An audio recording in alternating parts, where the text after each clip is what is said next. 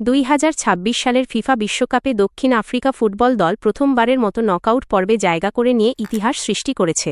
25 June 2026 তারিখে অনুষ্ঠিত এ গ্রুপের বাঁচা মরার ম্যাচে দক্ষিণ আফ্রিকা 1-0 গোলে দক্ষিণ কোরিয়াকে পরাজিত করে এই অভাবনীয় সাফল্য অর্জন করে।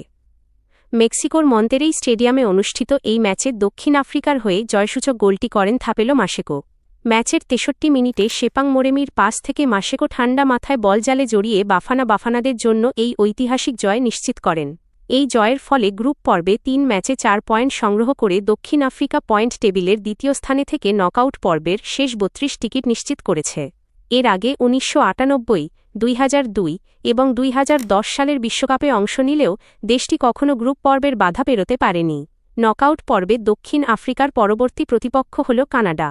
আগামী 28 জুন লস অ্যাঞ্জেলেসে এই ম্যাচটি অনুষ্ঠিত হবে। এই ঐতিহাসিক অর্জনের পর দলের প্রধান কোচ হুগো ব্রুস খেলোয়াড়দের অদম্য মানসিকতা এবং পরিশ্রমের প্রশংসা করেছেন।